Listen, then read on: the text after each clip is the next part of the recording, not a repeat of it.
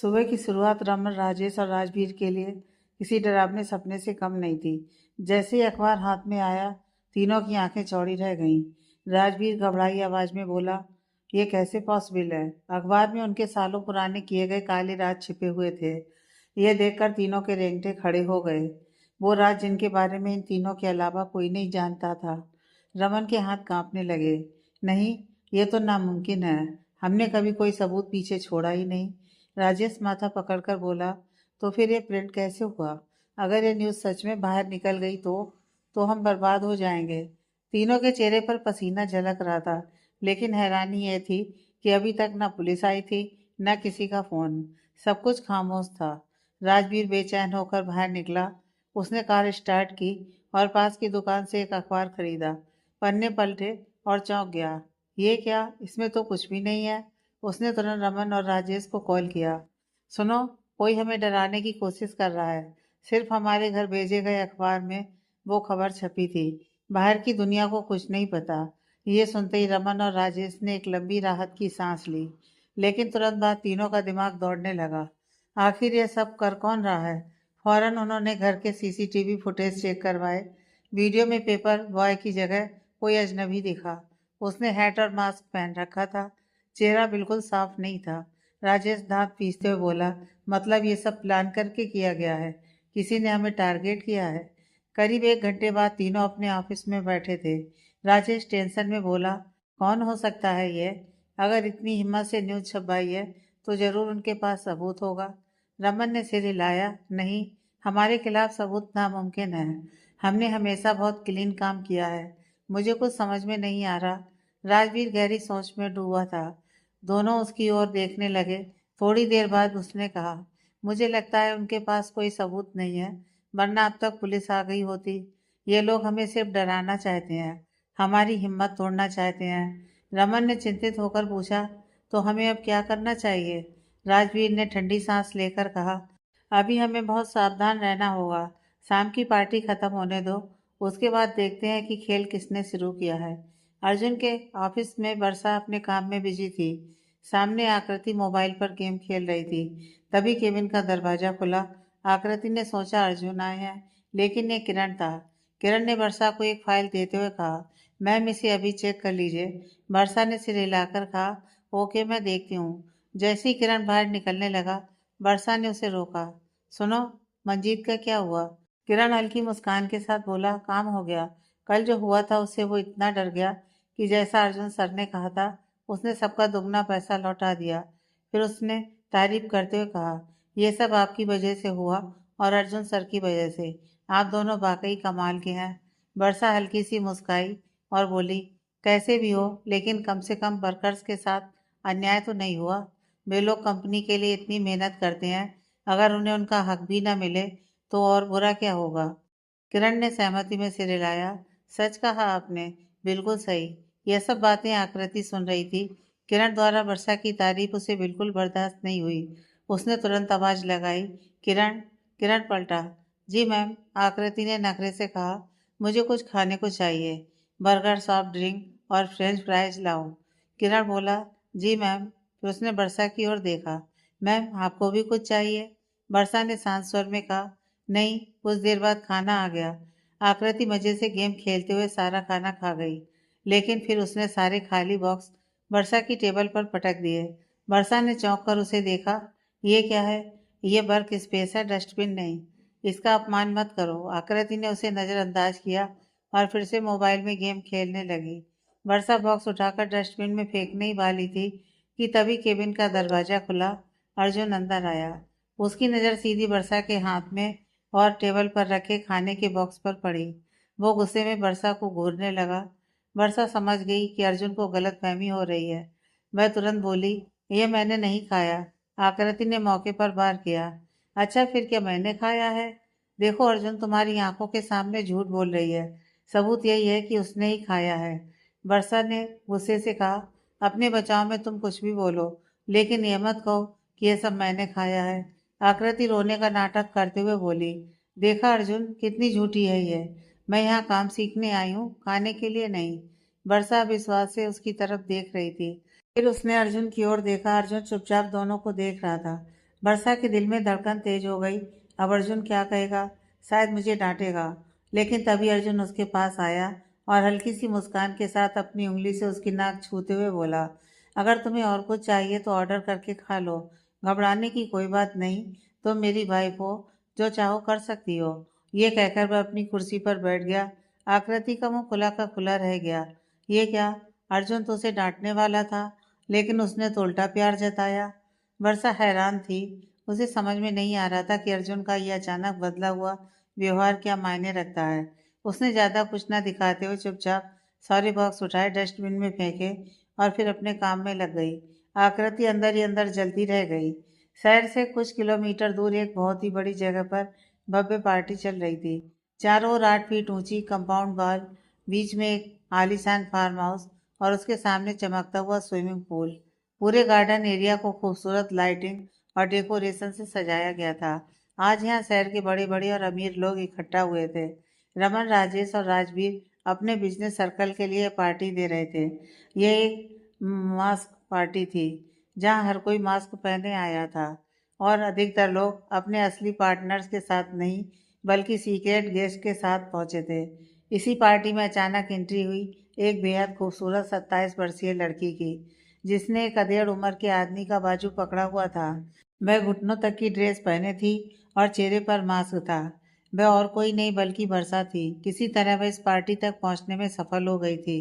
Party अभी पूरी तरह से शुरू नहीं हुई थी। जैसे जैसे लोग बढ़ते गए, माहौल और शोर शराबा भी बढ़ता गया। वर्षा हाथ में ड्रिंक लिए पीने का नाटक करते हुए पूरे फार्म हाउस में घूम रही थी। उसकी नजरें हर वक्त सजग थीं और उसके पास एक छोटा सा स्पाई कैमरा भी छिपा हुआ था। उसका मकसद साफ था, रमन, राजेश और राजवीर के खिलाफ सबूत जुटाना। रमन अपनी ड्रिंक के साथ पार्टी का आनंद ले रहा था। तभी उसकी नज़र वर्षा पर पड़ी। उसने हल्की मुस्कान दी। वर्षा भी हल्की सी मुस्कुराई और फिर धीरे धीरे अंदर की ओर बढ़ गई। रमन, जो लड़कियों का शौकीन था, तुरंत उसकी ओर आकर्षित हुआ और उसके पीछे पीछे कमरे तक चला गया। कमरे में पहुंचकर रमन इधर उधर नजरें दौड़ाने लगा, लेकिन वर्षा वहां नहीं थी। अचानक ऊपर से पेपर कटिंग्स बरसने लगी। पहले तो रमन समझ नहीं पाया, लेकिन जैसे ही उसकी नज़र उन कटिंग्स पर गई, उसका चेहरा फीका पड़ गया। वह वही न्यूज़ थी जो सुबह उसके घर के अखबार में आई थी। उनके गुनाहों का पूरा काला चिट्ठा उन पेपर कटिंग्स में लिखा था। रमन पूरी तरह घबरा गया और तुरंत बाहर निकला। उसने गार्ड को आदेश दिया कि यहाँ किसी को मत आने देना और उस लड़की को ढूंढो। इधर वर्षा भी बाहर निकलने का रास्ता तलाश रही थी। उसने दूर देखा, रमन, राजेश और राजवीर आपस में बातें कर रहे थे। उसका दिल जोर जोर से धड़कने लगा। उसने अपने मुंह पर हाथ रखकर दूसरी ओर मुड़ गई और सीढ़ियों पर चढ़ने लगी। वह एक एक करके दरवाजे खोल रही थी, लेकिन सारे कमरे लॉक्ड थे।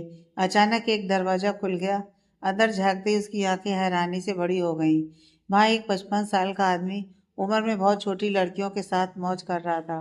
उस आदमी ने वर्षा को देखकर अजीब सी मुस्कान दी और इशारे से बुलाने लगा। वर्षा ने घृणा से चेहरा बनाया और दरवाजा बंद कर दिया। उसी वक्त उसने देखा कि गार्ड्स डिवाइस में बात कर रहे हैं और ऊपर की तरफ आ रहे हैं। वह तुरंत एक साइड में छिप गई। अब वह जानती थी कि बाहर निकलना आसान नहीं है। तभी उसने अपनी कमर पर बंधे डिजाइनर बेल्ट को एडजस्ट किया और उसकी ड्रेस बदलकर एक लॉन्ग स्लीक कॉकटेल ड्रेस बन गई। अब वह पार्टी में फिर से घुल मिल गई थी। वह बाहर निकलने की कोशिश कर रही थी।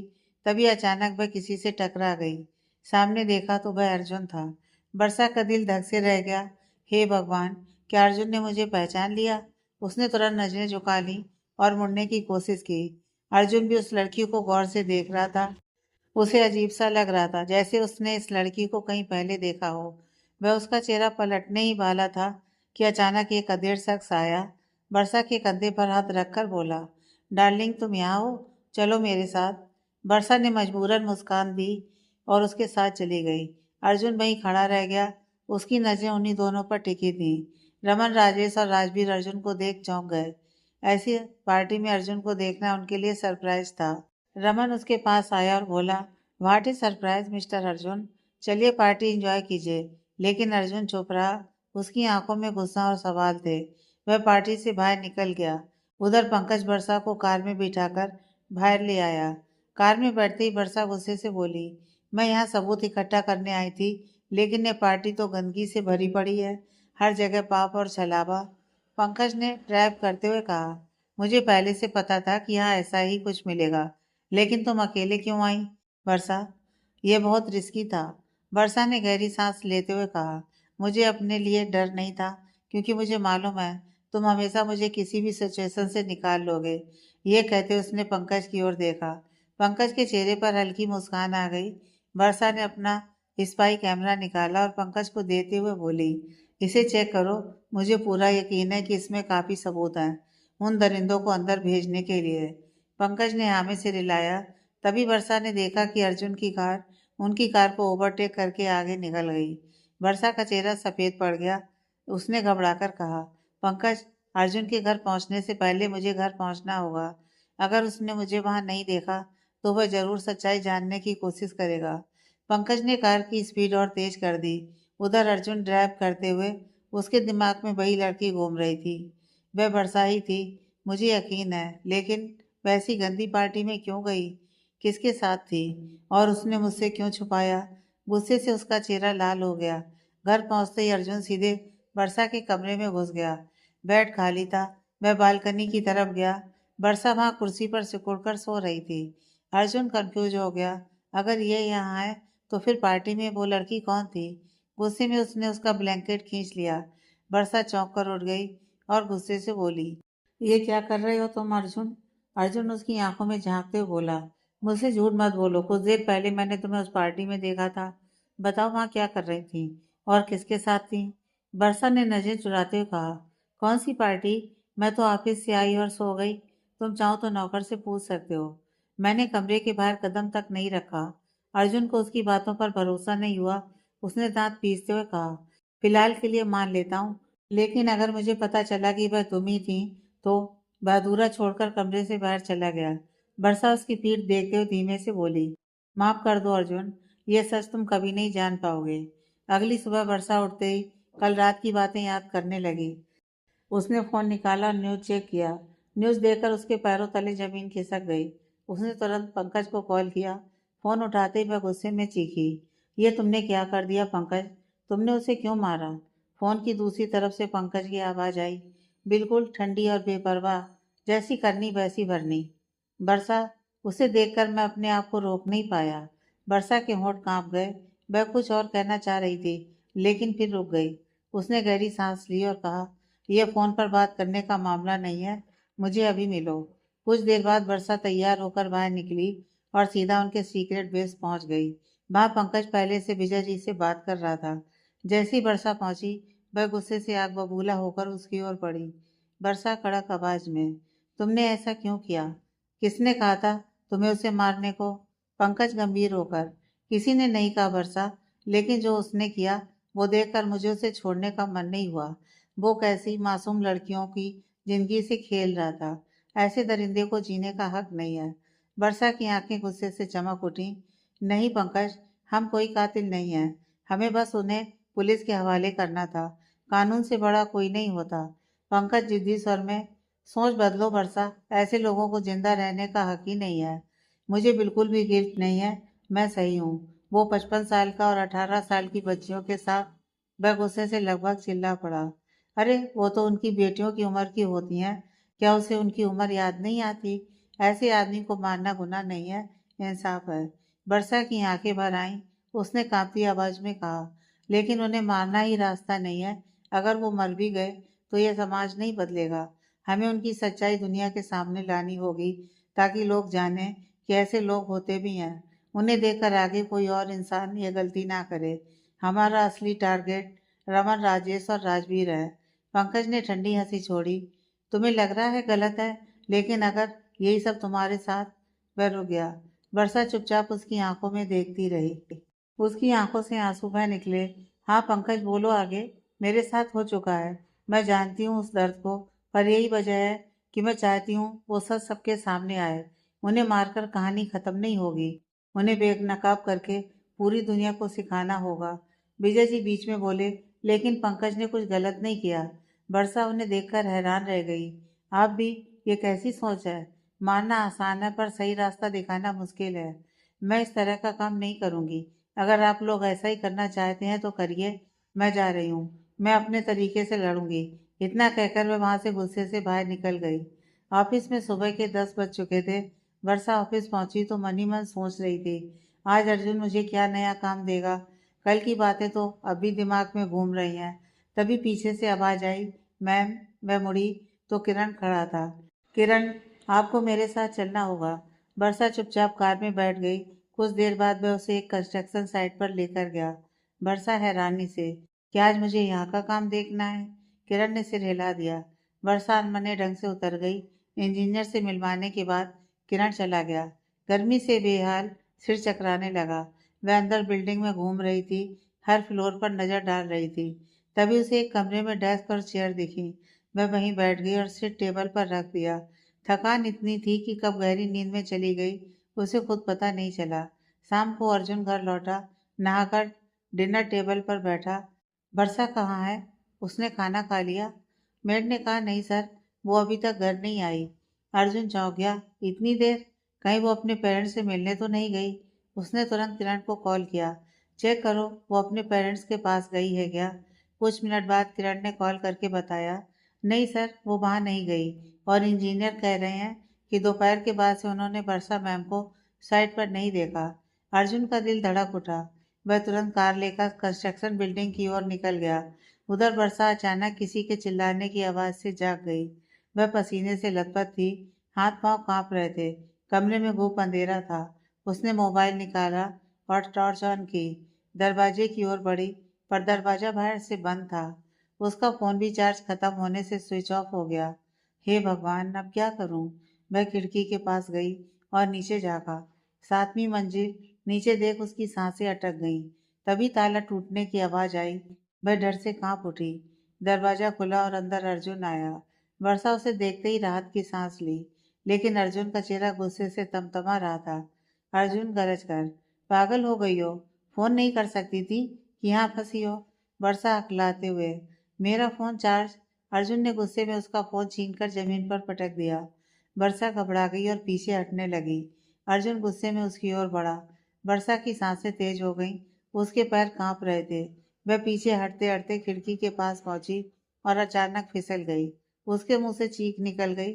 नीचे गहरी खाई, पैर खिड़की के किनारे पर और पूरी बॉडी हवा में लटक रही थी। अर्जुन ने जड़ से उसका हाथ पकड़ लिया। अब वर्षा की एक बांह अर्जुन के हाथ में थी और बाकी पूरा शरीर हवा में झूल रहा था। वर्षा की आंखों से आंसू बह निकले। अर्जुन, छोड़ मत देना प्लीज। उसके पैर खिड़की के किनारे पर थे। वह बेहद घबराई हुई थी। वर्षा का चेहरा देखकर अर्जुन को उन दोनों की पहली मुलाकात याद आ गई। वह दिन भी वह इतनी ही घबराई हुई थी। कुछ साल पहले वर्षा का नाम अनु था, तो हम यहाँ पर उसका नाम अनु ही रहने देते हैं। अनु बहुत टेंशन में सड़क के किनारे खड़ी थी। उसका कार खराब हो गई थी। उसने अपने पापा को कॉल किया तो उसके पापा ने कहा, तुम चिंता मत करो, मैं भी तुम्हारे लिए एक और गाड़ी भेजता हूँ। तब अनु बोली, पापा जब तक कार आकर मुझे पिक करेगी एग्जाम का टाइम हो जाएगा। अभी सिर्फ 20 मिनट बाकी हैं, मैं इंतजार नहीं कर सकती। मैं कैब या ऑटो लेकर कॉलेज निकलती हूँ, कहकर कॉल कट किया। फिर वह सड़क पर देखने लगी। तभी उसने एक ऑटो को देखा और ऑटो को हाथ दिखाकर रोका। वह ऑटो में चढ़ गई और ड्राइवर से बोली, भाई साहब जल्दी प्लीज, मुझे एग्जाम के लिए देर हो रही है। तब ऑटो ड्राइवर ने कहा, ओ मैडम जी, बताइए कि कहाँ जाना है, तभी तो जल्दी जा सकते हैं। अनु बोली, ईस्ट पॉइंट कॉलेज। कुछ मिनट में ऑटो कॉलेज के बाहर खड़ा था। अनु ऑटो वाले को पैसे दी और कॉलेज की ओर भाग गई। अभी भी 5 मिनट बचा हुआ था। वह बेहद डर गई थी कि वह आज एग्जाम नहीं लिख पाएगी। जब इन्विजिलेटर हॉल टिकट चेक कर रहे थे, तब अनु ने देखा कि उसके पास हॉल टिकट ही नहीं है। जिस बैग में हॉल टिकट रखी थी, वह बैग मिसिंग था। इन्विजिलेटर के पूछने पर बोली, मैम आज लास्ट पेपर है, मैंने सारे पेपर लिखा है, प्लीज मुझे एग्जाम लिखने की परमिशन दो, मैं बाद में हॉल टिकट दिखाती हूँ। तब इन्विजिलेटर ने कहा, नो, हॉल टिकट के बिना आप एग्जाम नहीं लिख सकते हैं। अनु को बहुत रोना आ रहा था। सारे एग्जाम लिख दिया है, आज उसका आखिरी पेपर था। तभी उसके फोन पर किसी की कॉल आ रही थी। अननोन नंबर देखकर अनु ने कॉल कट कर दिया, लेकिन फिर से उसके फोन पर वही नंबर से कॉल आ रही थी। उसने जल्लाकर फोन उठाकर कहा, हेलो। फोन की दूसरी तरफ शख्स ने कहा, hello, I am speaking to miss Ananya. Anu बोली, हाँ जी, मैं ही बोल रही हूँ। अगर आप इंश्योरेंस या लोन के बारे में बात करने के लिए कॉल की है तो प्लीज़ फ़ोन कट कर दीजिए। अभी मैं बहुत गुस्से में हूँ। तब फ़ोन की दूसरी तरफ से उस शख्स ने कहा, मैं कोई इंश्योरेंस की तरफ से नहीं हूँ। आपका हॉल टिकट मेरे पास है। शायद अपने ऑटो में भूल गए थे ये। अनु बोली, प्लीज़ क्या आप मुझे हॉल टिकट लाकर दे सकते हैं? अभी मेरा एग्ज़ाम है, मैं बाहर नहीं आ सकती। तब उस शख्स ने कहा, मैं ऑलरेडी आपके कॉलेज की कैंटीन पर हूँ, आप आकर ले जा सकते हैं। यह सुनते ही अनु बोली, 1 मिनट में अभी आई। वह कैंटीन की ओर बढ़ गई। अनु बहुत टेंशन में कैंटीन में आई। वहां पर बहुत सारे लोग थे। अनु को समझ में नहीं आ रहा था कि अभी उसे कॉल किसने किया था। वो अपने नाखून चबाते हुए अपनी नज़र इधर उधर घुमा रही थी। यहाँ जिस शख्स ने उसे कॉल किया था वह एकटक अनु को देखने लगा। ये अर्जुन था। वह अनु को देखकर कहीं खो सा गया। ब्लू जीन्स, ब्लैक टॉप, खुले बाल, कानों में पहना बड़े रिंग, चेहरे पर भी कोई मेकअप नहीं था।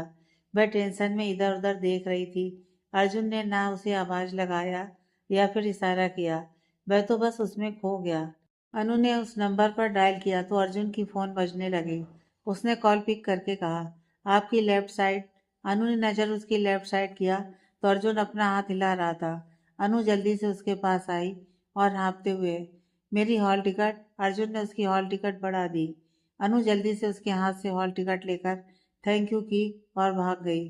करीब 3 घंटे बाद वह एग्जाम लिखकर बाहर आई। उसकी फ्रेंड अर्पिता ने पूछा, कैसा गया पेपर?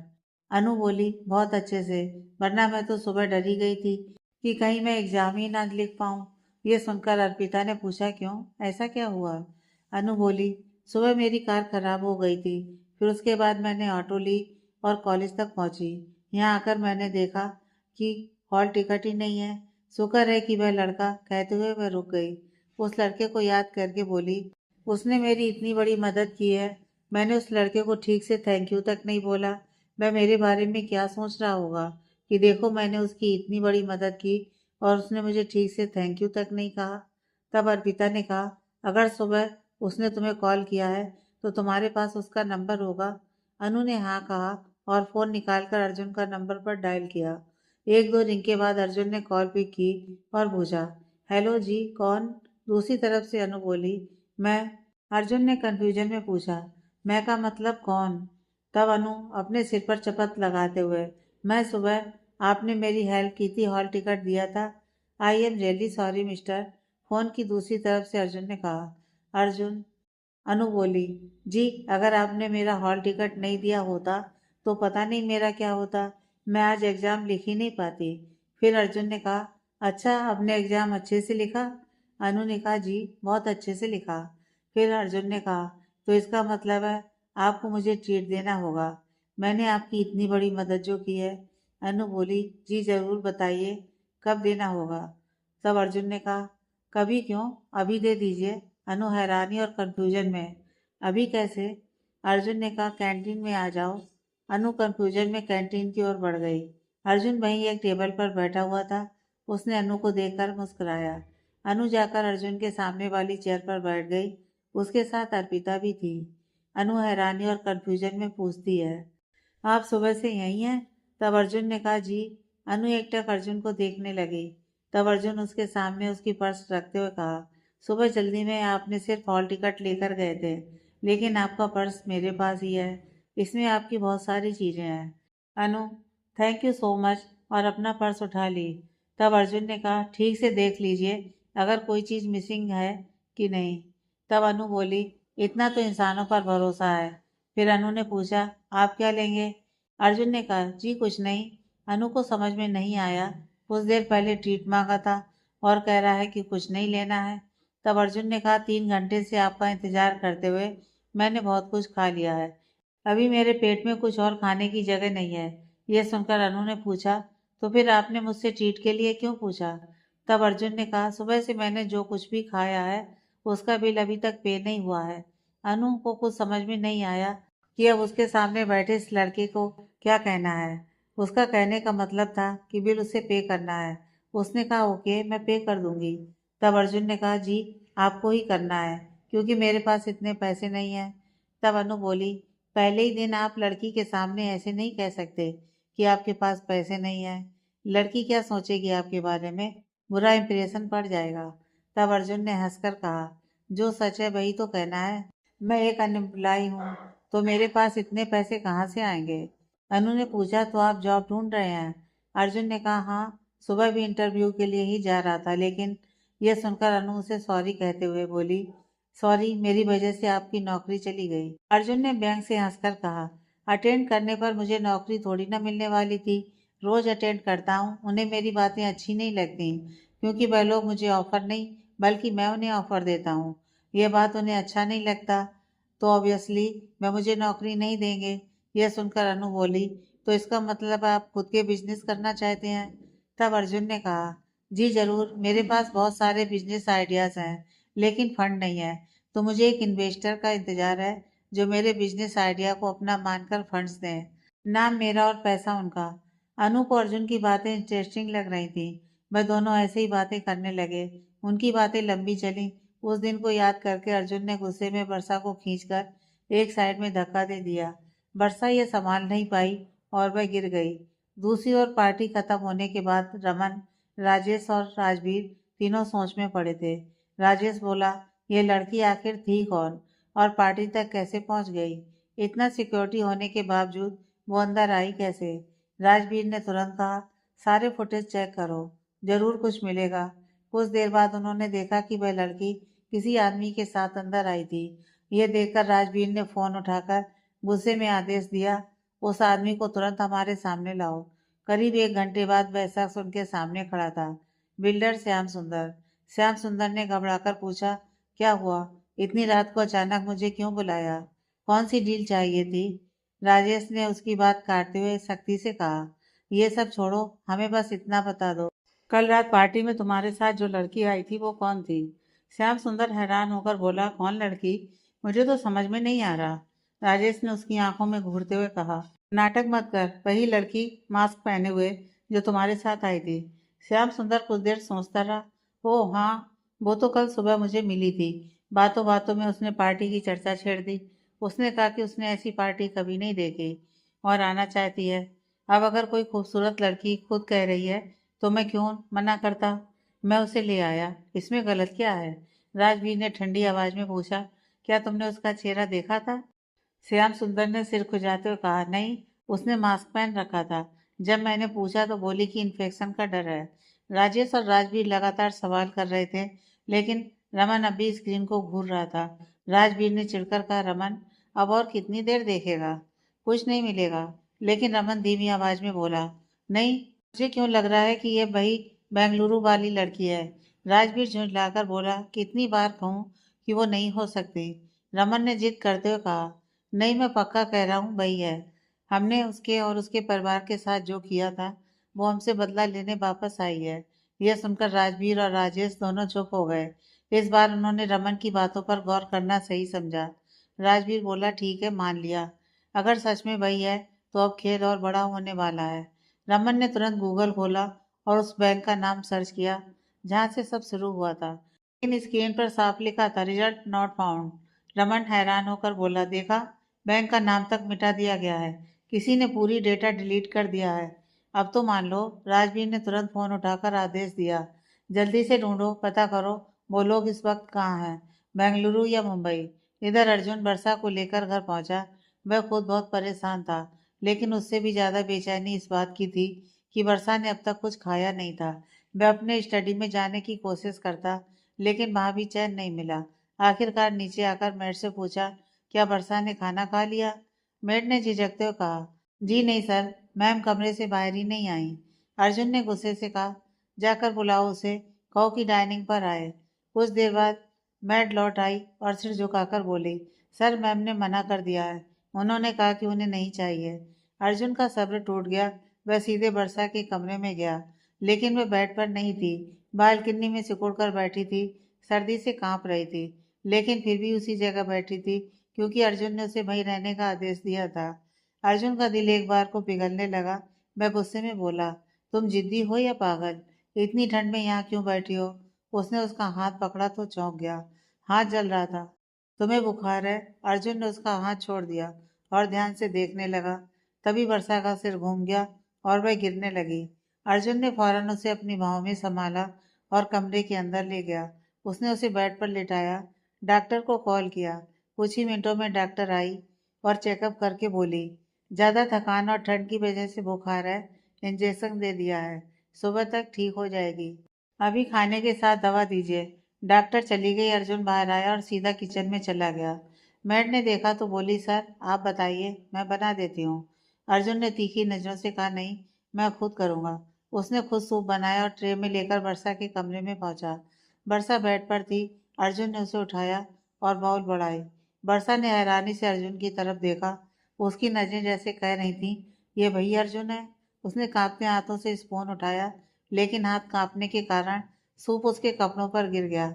अर्जुन ने तुरंत बाउल उसके हाथ से लिया, उसके पास बैठा और टिश्यू से साफ करने लगा।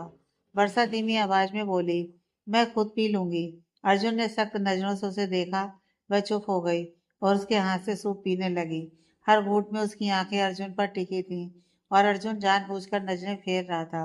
सूप खत्म होने पर उसने दवा दी और वर्षा को सुला दिया, लेकिन कुछ देर बाद वह फिर लौट आया। उसके माथे पर हाथ रखा। बुखार अभी भी था। वह तुरंत किचन गया, ठंडे पानी और कपड़े के साथ लौटा। वर्षा के माथे पर पट्टी रखी और उसके पास चेयर खींचकर बैठ गया। बार बार पट्टी बदलता रहा। उसकी आंखें नींद से बोझिल हो रही थीं, लेकिन उसने पलकें तक नहीं झपकाई, बस एकटक वर्षा को देखता रहा। करीब 2 घंटे बाद बुखार कम हुआ। अर्जुन ने राहत की सांस ली और अनजाने में उसका सिर बेड पर वर्षा के पास टिक गया। उसकी आंखें आखिरकार बंद हो गईं, पर उसके चेहरे पर अब भी वही सख्ती थी और दिल में अनकही चिंता। अर्जुन वर्षा के पास ही बैठा था। उसे देखते ही देखते कब नींद के आगोश में चला गया, उसे पता ही नहीं चला। कुछ देर बाद अचानक उसकी हथेलियों पर किसी का दबाव महसूस हुआ। उसने धीरे से आंखें खोली तो देखा वर्षा नींद में बेचैन थी। उसका चेहरा डर से तना हुआ था। माथे पर पसीने की बूंदें चमक रही थीं। वर्षा नींद में बड़बड़ाने लगी, छोड़ दो मुझे, पापा प्लीज मेरी मदद करो, मुझे बहुत डर लग रहा है पापा, प्लीज बचा लो मुझे। उसकी आवाज में इतना डर और लाचारी थी कि अर्जुन एक पल के लिए सन्न रह गया। उसके हाथ की पकड़ अर्जुन की उंगलियों पर इतनी जोर से कस गई थी, मानो सच में कोई उसे खींच कर ले जा रहा हो। अर्जुन घबरा गया। वर्षा, होश में आओ, देखो यहाँ कोई नहीं है। वह उसके पास आकर धीरे धीरे उसे जगाने की कोशिश करने लगा, लेकिन जितना वह उसे छूता उतनी घबराहट बढ़ती। वर्षा हाथ झटकते हुए चीखने लगी, छूना मत, दूर रहो, पापा प्लीज, पापा बचाओ। अर्जुन को अब गुस्सा भी आने लगा। उसने जग जोड़ते हुए कहा, वर्षा आंखें खोलो, मैं हूँ अर्जुन। वर्षा ने अचानक आंखें खोली। सामने अर्जुन को देखकर पहले तो वह कुछ पल चुप रह गई, फिर अचानक उसके सीने से लगकर फूट फूट कर रोने लगी। अर्जुन ने उसे कसकर अपनी बाहों में भर लिया, उसकी पीठ थपथपाते हुए सिर पर हाथ फेरने लगा। बस, अब कुछ नहीं होगा, मैं हूँ तुम्हारे पास। धीरे धीरे वर्षा की सांसें सामान्य हुई। उसका डर कम होने लगा और थकान से वह फिर से उसकी बाहों में ही सो गई। अर्जुन हैरान था। वह सोच रहा था कि अचानक ऐसे डर क्यों रही है। क्या इसके साथ अतीत में कुछ हुआ है? इसे ऐसे मैंने पहले कभी नहीं देखा। कुछ देर बाद अर्जुन भी उसकी थकान और आंसुओं के बीच उसी के पास हो गया। अगली सुबह वर्षा की आंखें खुली तो उसने देखा अर्जुन वहीं सोफे पर बैठा था। लैपटॉप पर काम करते हुए उसने धीरे से नजर घड़ी पर डाली। सुबह के 10 बज चुके थे। वह चौंकी। इतनी देर तक अर्जुन यहाँ क्या कर रहा है? क्या वो सारी रात यहीं था? जैसे ही वर्षा उठी, अर्जुन ने मेड को इशारा किया। मेड ने उसे बाथरूम में ले जाकर फ्रेश करवाया और फिर बेड पर बैठाकर बाहर चली गई। अर्जुन पास आया और उसका टेम्परेचर चेक किया। बुखार अभी भी है, लेकिन कल से थोड़ा बेहतर है, उसने शांत स्वर में कहा। फिर उसके सामने खिचड़ी की कटोरी रखी। वर्षा ने कटोरी देखते ही मुंह बनाया। ये खिचड़ी? अर्जुन ने आंखें तरेरी। तुम बीमार हो तो यही खाना मिलेगा, और कोई ऑप्शन नहीं है। वर्षा ने मजबूरी में चम्मच उठाई, कुछ और खाए, लेकिन फिर साइड में रखते हुए बोली, मुझसे और नहीं होगा। अर्जुन ने कुछ नहीं कहा। उसे पता था कि फीवर में भूख कम लगती है। उसने चुपचाप मेडिसिन दी और फिर से उसे लेटा दिया। वर्षा सोच रही थी कि क्या यह रात से यहीं पर था? क्यों इतना ख्याल रख रहा है मेरा? उसने धीरे से पूछा, ऑफिस नहीं जाना तुम्हें? अर्जुन ने लैपटॉप से नजरें हटाए बिना कहा, आज काम ज्यादा नहीं है, मैं यहीं से मैनेज कर लूंगा। वर्षा को कुछ याद आया और उसने फिर से पूछा, पर आज तो तुम्हारी मीटिंग थी। ऑनलाइन कर रहा हूँ, अर्जुन ने सीधा जवाब दिया। उसी वक्त कमरे में आकृति आई। कल रात से ही मैट्स ने उसे सब बता दिया था कि अर्जुन ने वर्षा के कमरे में उसकी देखभाल की। यह सुनकर आकृति के अंदर आग भड़क उठी। वह बनावटी चिंता के साथ बोली, सुना तुम्हें फीवर था, आप कैसी हो? वर्षा ने झूठी मुस्कान दी, थोड़ी बेहतर हूँ। फिर आकृति ने अर्जुन से कहा, तुम यहाँ बैठे क्या कर रहे हो? आज मीटिंग है ना? पापा ने तो कहा था कि बिजनेस में फेस टू फेस मीटिंग ज़्यादा ज़रूरी होती है। तुम ऑफिस जाओ। अर्जुन ने ठंडे स्वर में कहा, नहीं, मैं यहीं रहूँगा। आकृति ने चालाकी से मुस्कुराते हुए कहा, ओह तो यह बात है, तुम वर्षा की टेंशन ले रहे हो। डोंट वरी, मैं हूं ना, मैं इसका अच्छे से ख्याल रखूंगी। तुम बेफिक्र होकर जाओ और जल्दी लौट आना। वर्षा ने भी धीरे से कहा, हाँ तुम ऑफिस जाओ, मैं ठीक हूँ। अर्जुन दोनों को कुछ देर तक घूरता रहा, फिर उठकर आकृति को दवाइयाँ थमाते हुए बोला, इसे टाइम पर खिलाना और ये दवा देना। कहकर लैपटॉप उठाया और बाहर चला गया। अब कमरे में केवल आकृति और वर्षा थी। आकृति व्यंग भरे लहजे में बोली, आज मैं तुम्हारी बहुत अच्छी देखभाल करने वाली हूँ, तुम खुद देख लेना। वर्षा उसकी बात समझ भी रही थी, लेकिन चुप रहकर आंखें बंद कर लीं। कुछ घंटे बाद वर्षा को प्यास लगी। उसने पास रखी बोतल से पानी पिया, लेकिन जैसे ही घूंट अंदर गया, वह जोर से खांसने लगी। ये पानी नमकीन क्यों हुआ है? उसने घबराकर बोतल नीचे रख दी। आकृति सोफे से उठी नहीं, बस होठों पर अजीब मुस्कान लिए बोली, क्या हुआ वर्षा? वर्षा को समझ आ गया था कि यह आकृति की हरकत है। उसने कहा, मुझे दूसरी बोतल दे दो। आकृति ने मेड को बुलाकर दूसरी बोतल मंगाई, लेकिन वह पानी भी नमकीन निकला। वर्षा ने गुस्से में बोला, ये पानी भी? आकृति ने मासूम बनते हुए कहा, तुम्हें बुखार है इसलिए तुम्हें ऐसा लग रहा है। देखो मैं पीती हूँ। उसने बोतल उठाकर दिखावे में पानी पिया और मुस्कुराकर कहा, देखा, बिल्कुल ठीक है। वर्षा चुप रही। उसका शक और गहरा गया। तभी आकृति ने घड़ी देखी और कहा, अब तुम्हारे खाने का टाइम हो गया है। उसने मेड को इशारा किया और सूप मंगवाया। सूप देखकर वर्षा को डर लगा, अगर पानी में गड़बड़ थी तो इसमें भी। आकृति मीठी आवाज में बोली, डरो मत, यह सूप खुद अर्जुन ने तुम्हारे लिए बनाया है। वर्षा थोड़ी निश्चिंत हुई और एक चम्मच सूप पिया, लेकिन अगले ही पल वह जोर से खांसने लगी। आंखों से आंसू बह निकले। सूप में बहुत ज्यादा मिर्ची डाली गई थी। वह लगातार खांसती रही, सांसें टूटने लगी। पानी, प्लीज पानी दो, उसने बड़ी मुश्किल से कहा। आकृति उठी और उसके सामने बोतल लाई। जैसे ही वर्षा ने कांपते हाथों से बोतल पकड़ने की कोशिश की, आकृति ने हाथ पीछे खींच लिया। वर्षा की सांसें अटक रही थीं। उसे लग रहा था कि जैसे अभी इसी वक्त वह मर जाएगी, और सामने बैठी आकृति उसे देखकर और भी जोर से मुस्कुरा रही थी। उसकी सांसें अटकने लगीं। क्या आज मैं ऐसे ही खांसते खांसते मर जाऊंगी? उसकी आंखों में डर और बेबसी साफ झलक रही थी। तभी कमरे का दरवाजा धड़ाम से खुला। अर्जुन अंदर आया। बाहर तक वर्षा की खांसी सुनाई दे रही थी। उसकी आंखें गुस्से से लाल थीं। ये क्या हो रहा है यहाँ? वो खांस रही है और तुम यहाँ खड़े होकर तमाशा देख रही हो। अर्जुन की कड़क आवाज सुनते ही आकृति हड़बड़ा गई। वह हकलाते बोली, वो मैं पानी दे ही रही थी। फिर नाटक करते हुए जल्दी से वर्षा की ओर बोतल बढ़ाई, लेकिन अर्जुन ने झपट कर बोतल उसके हाथ से छीनी और खुद वर्षा को पानी पिलाने लगा। वर्षा ने पानी पिया, लेकिन खांसी थमी नहीं। अर्जुन घबराया। वो उसकी पीठ पर हाथ फेरते हुए बोला, शांत हो जाओ, मैं हूं यहाँ। उसने उसे अपनी बाहों में कसकर थाम लिया। फिर गुस्से से मेड और आकृति की तरफ देखा और गरज कर बोला, गेट आउट। आकृति को समझाने की कोशिश करने लगी, लेकिन अर्जुन, मैं तो। अर्जुन ने उसकी आंखों में देखकर कहा, मैंने कहा बाहर जाओ। उसकी आंखों के गुस्से ने आकृति को चुप करा दिया। वह वर्षा को घूरते हुए कमरे से बाहर निकल गई। मेड भी पीछे पीछे चली गई।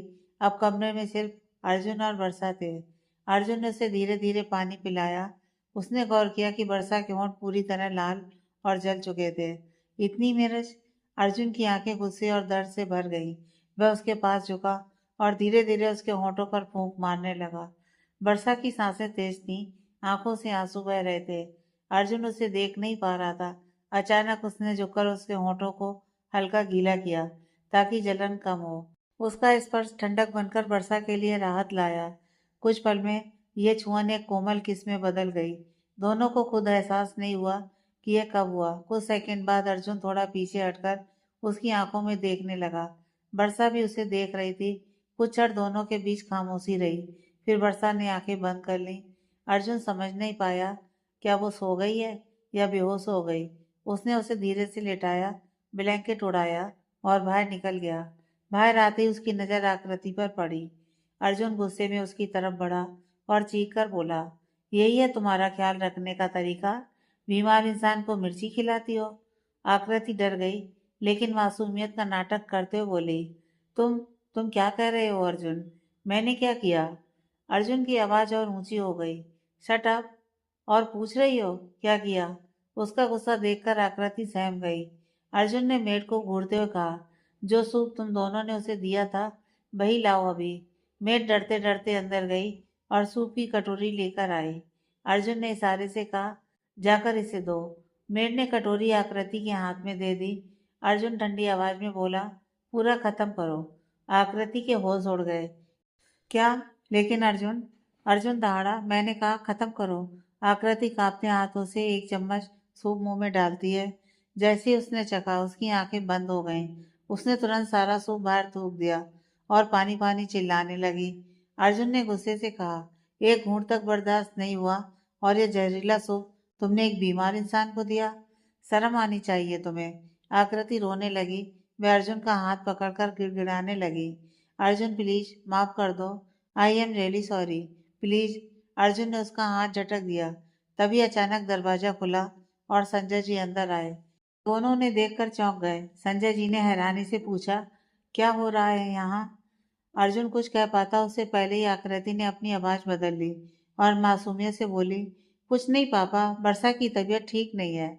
मैं कह रही थी कि मैं यहीं रह जाऊं ताकि इसका ख्याल रख सकूं, लेकिन अर्जुन मान ही नहीं रहा है। संजय जी मुस्कुराए, ये तो बहुत अच्छी बात है। मेरी बेटी अब दूसरों का ख्याल रखना सीख रही है। रहने दो इसे, तुम्हें भी मदद मिल जाएगी।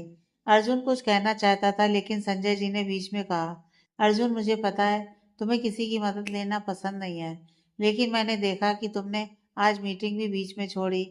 मुझे पहले समझ में नहीं आया क्यों। अब समझ आ रहा है, इसलिए बेहतर होगा कि आकृति यहीं रहे और मदद करे। अर्जुन ने मन में सोचा, अगर इन्हें सच पता चल जाए कि उनकी बेटी ने क्या किया। लेकिन वह संजय जी की बहुत इज्जत करता था, इसलिए चुप रह गया। तीनों सोफे पर बैठ गए। अर्जुन ने पूछा, आप अचानक यहाँ?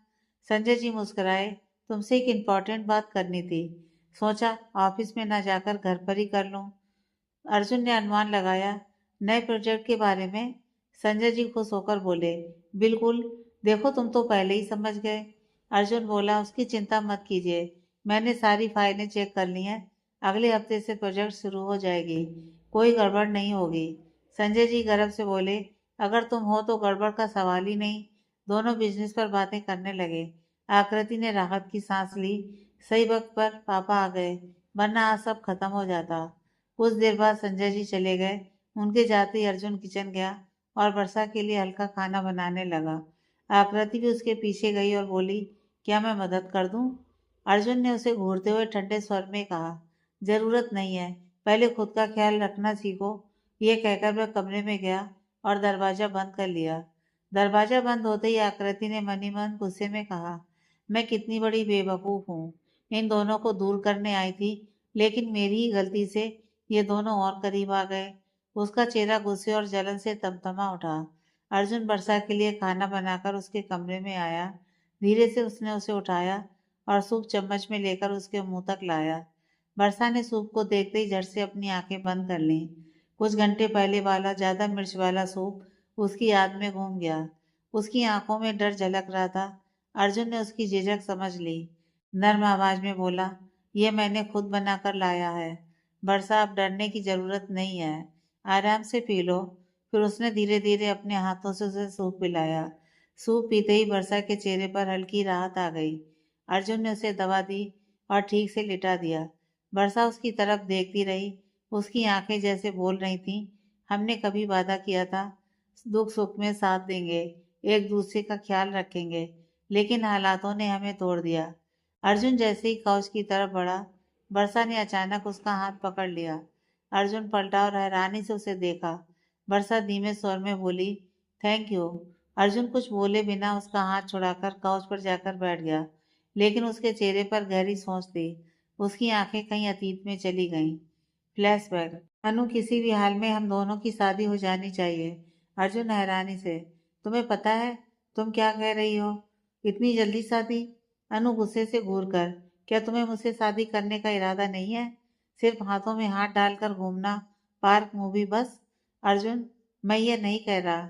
सुनो मेरी बात, अभी मेरे पास जॉब नहीं है, तुम बड़े घर की बेटी हो। शादी के बाद मैं तुम्हें कहाँ ले जाऊं? पहले मुझे अपने पैरों पर खड़े होने का मौका तो दो।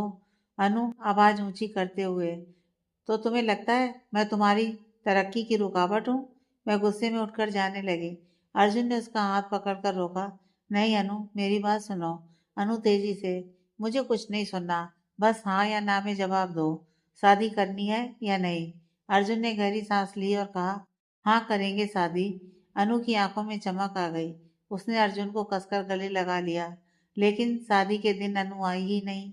अर्जुन अभी उस पहेली में उलझा हुआ था। जिसने मुझसे शादी के लिए झगड़ा किया, वही शादी के दिन क्यों नहीं आई? अनु भी मन ही मन सोच रही थी। आई एम सॉरी अर्जुन, मैं उस दिन नहीं आ पाई, और मैं ये भी नहीं बता सकती कि उस दिन क्या हुआ था। वो सच मेरे अंदर ही दफन रहना चाहिए। अगर तुम जान गए तो शायद मुझे उसी नज़र से कभी देख ही नहीं पाओगे। वर्तमान में वापसी। 2-3 दिन ऐसे ही बीत गए। अर्जुन घर पर बैठकर काम कर रहा था। आकृति ये सब देख देख कर अंदर ही अंदर जल रही थी। आज वर्षा बिल्कुल फ्रेश लग रही थी। अर्जुन ऑफिस जाने को तैयार हो रहा था। वर्षा बोली, आज मैं भी तुम्हारे साथ ऑफिस चलती हूँ। अर्जुन कड़क नज़र से, जरूरत नहीं है, आज आराम करो, कल आ जाना। वर्षा थोड़ी जिद में, नहीं अर्जुन, मैं घर में अकेली बोर हो जाती हूँ, मैं भी साथ चलूंगी। अर्जुन हल्की मुस्कान के साथ, अगर इतना बोर हो रही हो तो देखो, वहाँ टेबल पर फाइल रखी है, उसे घर पर बैठकर पूरा करो। सोच लो, वर्क फ्रॉम होम है और मैं तुम्हारा बॉस हूँ, तुम्हें सिर्फ मेरा ऑर्डर मानना है। वर्षा चुप हो गई। अर्जुन ऑफिस निकल गया। वर्षा ने पहले अपने मम्मी पापा को कॉल करके थोड़ी देर बात की, फिर लिविंग हॉल में आकर टीवी ऑन कर लिया। उधर अर्जुन ऑफिस में बहुत टेंशन में था। कुछ ही देर में मीटिंग शुरू होने वाली थी। अचानक उसे याद आया कि प्रेजेंटेशन वाली फाइल घर पर ही छूट गई है। घर जाकर लाने का समय भी नहीं है। मजबूर होकर उसने वर्षा को फोन किया। अर्जुन, जल्दी से घर पर एक फाइल छोड़ आया हूँ, तुम जल्दी से वो लेकर ऑफिस आओ। वर्षा ने तुरंत ओके कहा और कमरे में जाकर फाइल ढूंढने लगी। जैसी फाइल उठाकर बाहर आना चाहा, उसने देखा दरवाजा बाहर से लॉक था। वह हैरान रह गई। अंदर से जोर जोर से बोली, कोई है प्लीज दरवाजा खोलो। लेकिन कोई नहीं आया। असल में दोनों मेट्स ने बाहर से लॉक कर दिया था। उन्हें आकृति ने हुक्म दिया था, वर्षा को किसी भी हाल में कमरे से बाहर मत आने देना। वर्षा की धड़कनें तेज हो गईं। तो ये सब आकृति की चाल है, उसने सोचा। फिर उसके चेहरे पर हल्की मुस्कान आई। मुझे रोकना इतना आसान नहीं है। वह तुरंत बालकनी की ओर बढ़ी। धीरे धीरे उसने वहां से नीचे उतरकर खुद को बाहर निकाल लिया। किसी को भनक तक नहीं लगी कि वर्षा कमरे से कैसे बाहर आई। उसने तुरंत टैक्सी रोकी और ऑफिस के लिए निकल पड़ी। ऑफिस पहुंचते ही वर्षा मीटिंग रूम की तरफ बढ़ी। उसी वक्त दरवाजा खुला और कई लोग बाहर आ रहे थे। उनमें से रमन भी था। रमन को देखते ही वर्षा का चेहरा सख्त पड़ गया। उसकी सांसें तेज हो गईं, हाथ पैर कांपने लगे। उसने तुरंत खुद को एक तरफ छिपा लिया। अगर मैं ऐसे ही डरती रही तो कैसे सामना करूंगी? वर्षा, बी ब्रेव, उसने खुद को समझाया। उसने देखा कि रमन अर्जुन से हाथ मिला रहा है और आकृति से बेहद विनम्रता से बात कर रहा है, जैसे उसमें खास दिलचस्पी ले रहा हो। वर्षा की मुट्ठियां भिज गईं। वह सब देख रही थी। थोड़ी देर बाद रमन चला गया। अर्जुन और आकृति केबिन की तरफ बढ़ने लगे। तभी उनकी नजर वर्षा पर पड़ी। वह हाथ में फाइल लिए खड़ी थी। आकृति ने तुरंत बैंक से कहा, अरे अब आ रही हो मैडम, मीटिंग तो कब का खत्म हो गया। शुक्र है कि मैंने और अर्जुन ने पहले से उस फाइल पर काम किया था, वरना तो सब गड़बड़ हो जाता। वर्षा ने तुरंत सफाई देने की कोशिश की। सॉरी, मैं वक्त पर नहीं पहुंच पाई। आकृति मन ही मन सोच रही थी कि अब अर्जुन उसे जरूर डांटेगा। जैसे ही वह हाथ में फाइल लेकर मीटिंग रूम के पास पहुंची, आकृति तुरंत ताना मारते हुए बोली, वाह महारानी जी, अब आ रही हैं, जाओ घर जाकर आराम करो, हमने तो सारा काम संभाल ही लिया है। वर्षा की आंखों में चोट थी। वह कुछ कहने ही वाली थी कि तभी अर्जुन ने धीमी लेकिन ठंडी आवाज में कहा, जब इतनी दूर से आई हो तो अब यहीं बैठो, शाम को साथ में चलेंगे। आकृति के चेहरे पर झटका लगा। उसे लगा कि अर्जुन गुस्से से वर्षा को डांट देगा, लेकिन उसने उल्टा उसे यहीं रुकने को कह दिया। आकृति का चेहरा कसैला पड़ गया। वह अपनी कुर्सी पर बैठते हुए अंदर ही अंदर जलने लगी। ऑफिस का माहौल सामान्य हो गया। अर्जुन अपनी जगह पर चुपचाप बैठा रहा। उसके सामने लगी दो टेबलों पर एक तरफ आकृति और दूसरी तरफ वर्षा काम कर रही थी। कुछ देर बाद अर्जुन ने किसी बहाने से आकृति को बाहर भेज दिया। अब कमरे में सिर्फ वह और वर्षा थे। अर्जुन ने गहरी सांस ली और ठंडी निगाहों से वर्षा को देखते हुए कहा, तुम्हें आदत है ना ऐसे वादा करके मुकर जाने की? वर्षा चौंकी। क्या? मैं समझी नहीं। अर्जुन की आवाज भारी हो गई। समझने की कोशिश मत करो। उस दिन भी तो यही किया था तुमने। शादी की बातें कर करके मुझे सपने दिखाए और फिर शादी वाले दिन आई ही नहीं। आज भी देख लो, एक फाइल लाने तक का वादा निभा नहीं पाई। उसने हंसने जैसा पर एक कड़वी मुस्कान दी। जब एक लड़की जिंदगी के सबसे अहम वादे को ही नहीं निभा पाई तो ऑफिस की एक छोटी सी फाइल से मैं और क्या उम्मीद कर सकता हूँ? वर्षा की आंखें भर आईं। उसके सीने में दर्द की गांठ कसती जा रही थी। वह सब कुछ कहना चाहती थी, अपनी मजबूरी, अपना सच, लेकिन होंठ सिले हुए थे। उसने आंखें झुका ली, चुपचाप उसकी बातें सुनती रही। उसके दिल में बस यही चल रहा था, काश अर्जुन तुम जान पाते कि उस दिन मैं क्यों नहीं आई। काश मैं तुम्हें सब कुछ बता पाती, लेकिन सच बताऊंगी तो शायद तुम मेरी ओर देख भी नहीं पाओगे। ऑफिस के बाद शाम को कार का माहौल भारी था।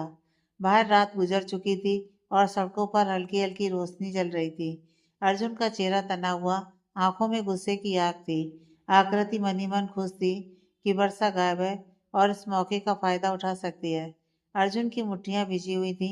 वह खामोशी से गाड़ी चला रहा था, लेकिन अंदर से उबल रहा था।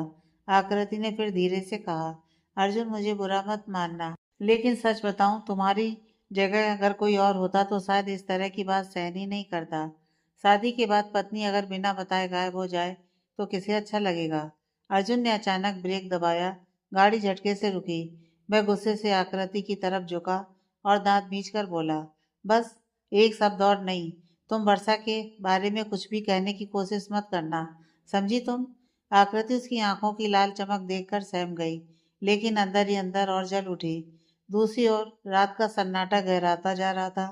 हवा में हल्की ठंडक थी और मंदिर के पीछे की उस जगह पर जहाँ कोई अक्सर आता जाता नहीं था, चारों लोग एक गोल घेरे में बैठे थे। वर्षा की आंखों में बेचैनी साफ झलक रही थी।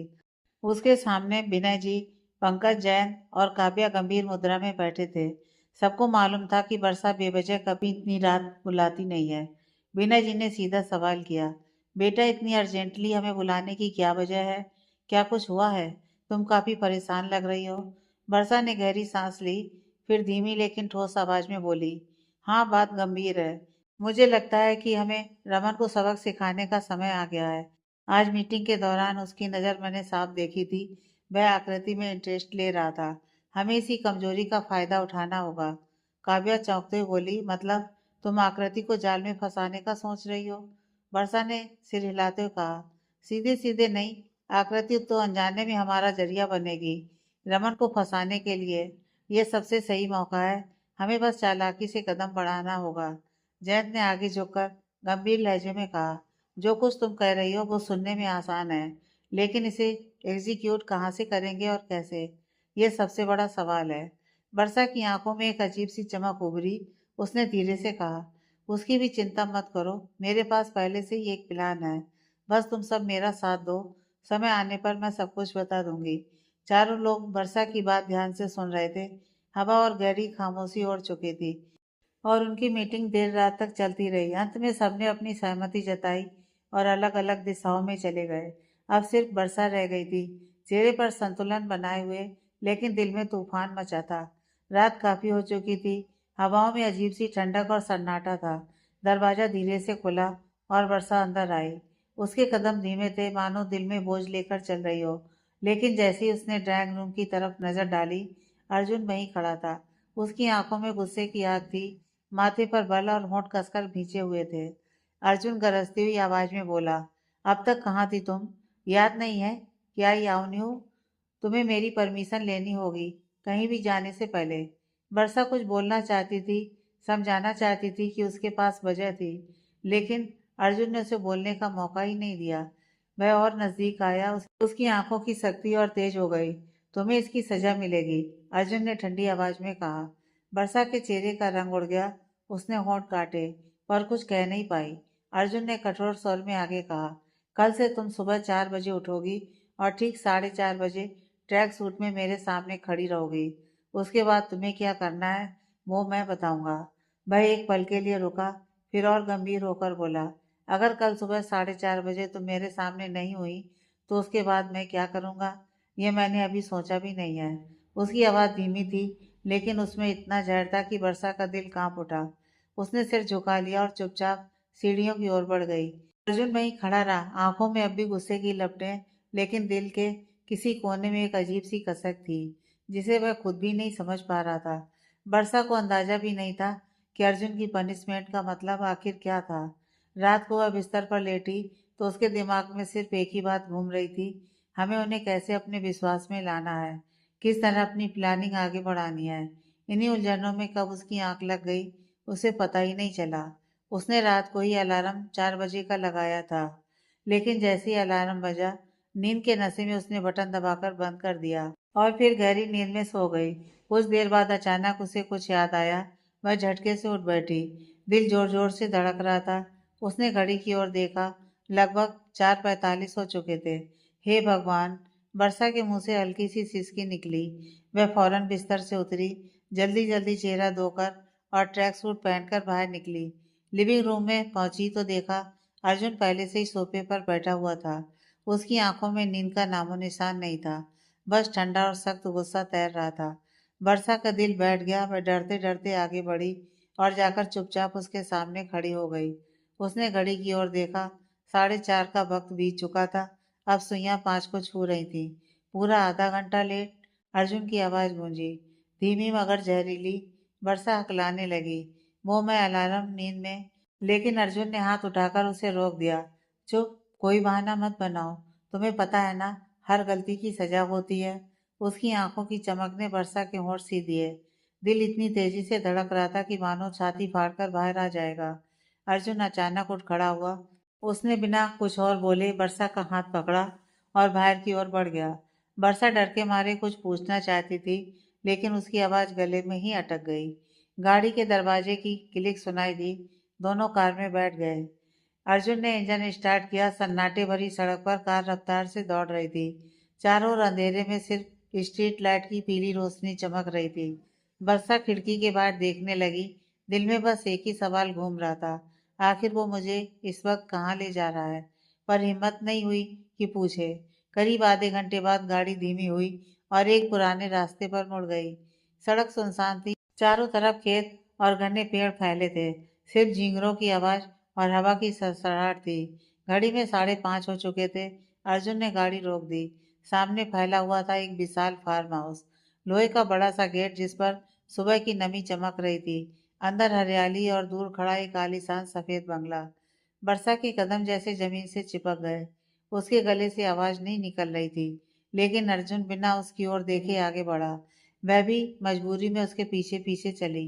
जैसे ही दोनों ने गेट पार किया, अचानक भौंकने की जोरदार आवाज गूंजी। वर्षा सहमकर पीछे हट गई। दिल दहल गया। चारों तरफ से बड़े बड़े कुत्ते घेरने लगे।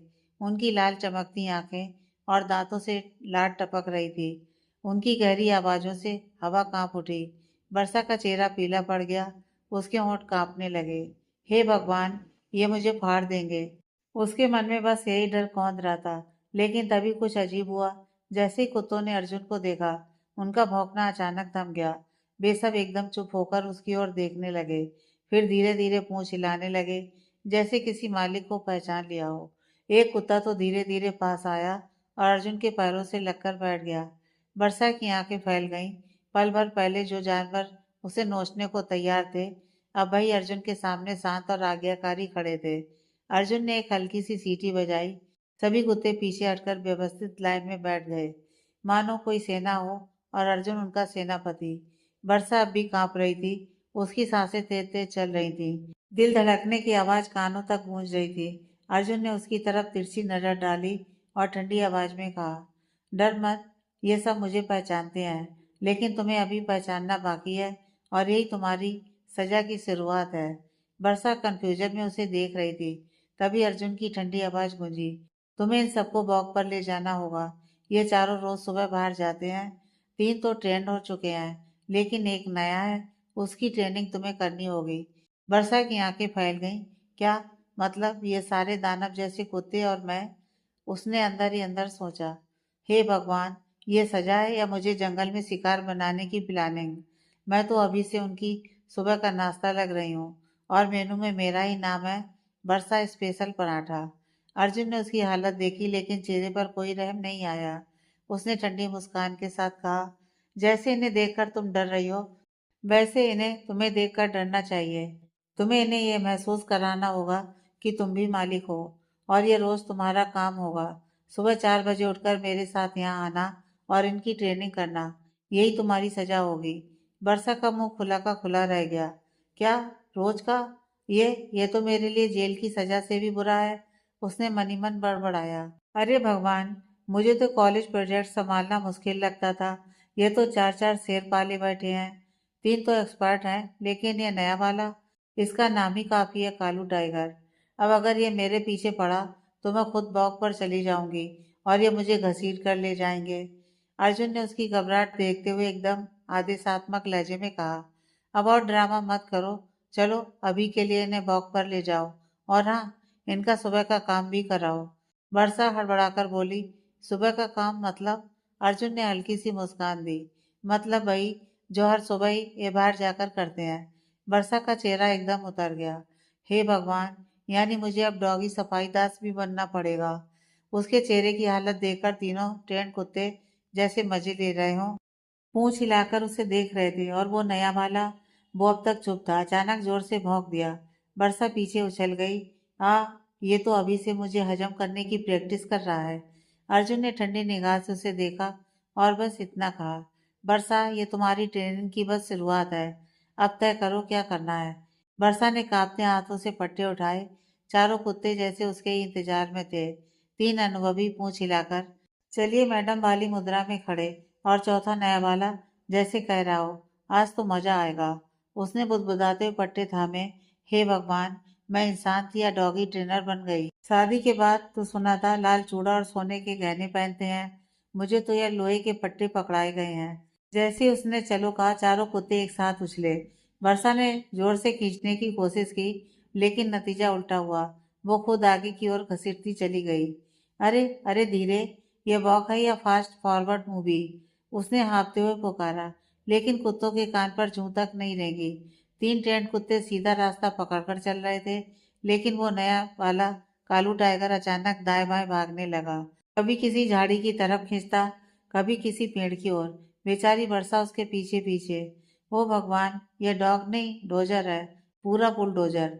चिल्लाती हुई खींच रही थी। एक बार तो हालात ऐसे हो गए कि नया कुत्ता सीधा गड्ढे की तरफ भागा और उसके साथ वर्षा भी धड़ाम से घास पर गिर पड़ी। वो उठते हुए बड़बड़ाई, वाह बहुत बढ़िया, अब मेरी सुबह की योग क्लास भी मुफ्त में हो गई। पुशअप्स, स्क्वाट्स, सब एक ही पैकेज में। दूर खड़ा अर्जुन बाहें मोड़कर सब देख रहा था। चेहरे पर हल्की सी मुस्कान थी, लेकिन आंखों में वही ठंडापन। वर्षा ने मनी मन सोचा, ये आदमी मुझे बचाने नहीं आएगा, बल्कि इसे तो मजा आ रहा है। अगर मैं अभी गिरकर लुढ़क जाऊं तो यह शायद ताली भी बजा दे। थोड़ी देर बाद तीनों टेंट कुत्ते शांत होकर चलने लगे, लेकिन कालू टाइगर फिर भी जिद पर अड़ा था। वो अचानक झटका मारकर सड़क किनारे की कीचड़ में बैठ गया और जोर जोर से भौंकने लगा। वर्षा ने थककर कहा, भाई प्लीज अब तो रहम कर, मैं इंसान हूँ, तुम्हारी पर्सनल ट्रेनर नहीं। सुबह सुबह मुझे ही वॉक पर मत ले जाओ।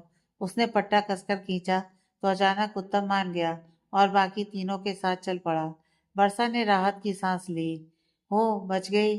अब समझ आया लोग कुत्तों को डॉग लवर क्यों कहते हैं, क्योंकि अगर इन्हें लव ना करो तो ये तुम्हें धक्का मुक्की करके जरूर लवर बना देंगे। कुछ देर बाद वो हाँफती कांपती, बाल बिखरे, कपड़े कीचड़ से सने हुए अर्जुन के पास पहुंची।